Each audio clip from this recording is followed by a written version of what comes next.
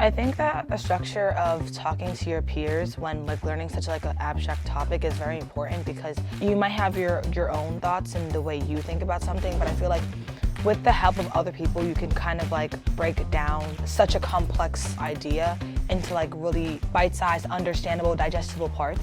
Okay, here's how the speed dating is gonna work. You're gonna do 3 things. Step 1, greet your partner. Then you're gonna answer a certain question, and then at the end, you're going to thank your partner and rotate. From this, it says the Gini coefficient is the gap between the line of inequality and the Lorentz curve, which makes up area A. It's the difference between the two. It's the gap between this line, the line of inequality.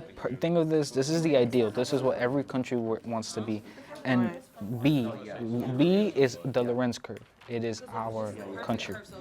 So it's dependent on each country's, but the difference would create area A.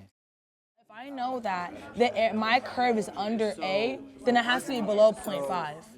Because A would be 0.5 because the area of a rectangle divided by 2 is a half. You see what I'm saying? So like this total area would be 0.5 under this perfect curve. Yeah. So it has to be below 0.5 then.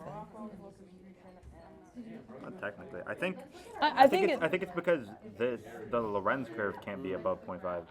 But yeah, that's what I'm saying. Yeah, but the Gini coefficient, I'm pretty sure it can be above 1. Not above 1. It can be above 0.5. Because the Gini coefficient is kind of like finding the difference between this and like Well, this and that. that's what I was saying. The answer I got was 1 point something, and I was like, it can't be above 1. that's why I was saying. I was like, that doesn't make any sense. I think sometimes speed dating or that type of protocol is done when students are at a refined place and they're kind of presenting, but I really like to use it more when students are in many different places where there's knowledge in the room. But to me, the like explore part comes from students getting to hear from many different people, getting to critique their own work and critique others and ask questions of each other. In a moment, we're gonna go to some whiteboard stations. We're gonna have one person scribing while another person or people are narrating, and there are 2 questions we're answering at our whiteboard stations. And that can be like I wouldn't say a limit, but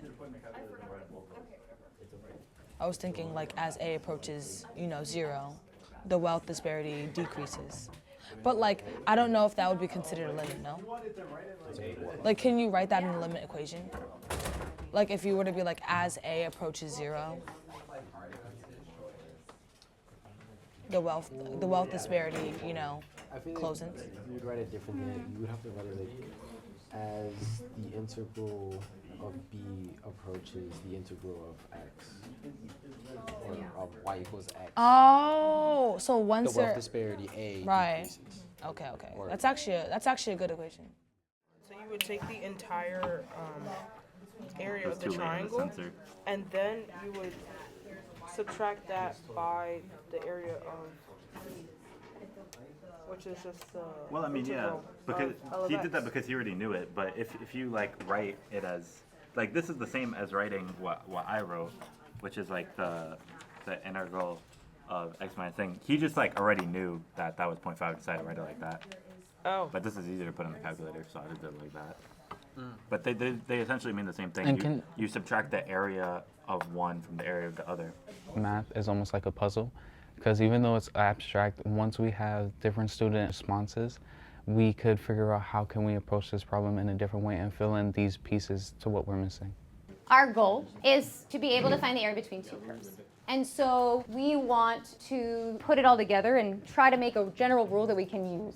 For us, we just added a point that when there are multiple intersection points, you just have to change the bounds and then add them together, because we saw that with the last 2 functions, I believe it was f of x and k of x, there were 3 points of intersection.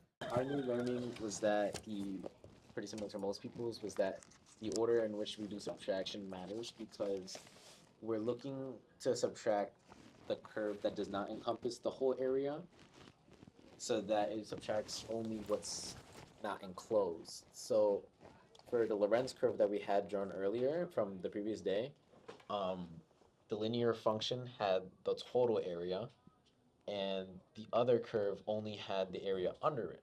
So when we were doing subtraction, what we wanted to subtract was the area under it rather than the whole area. So that all we'd be left with was the area enclosed by both.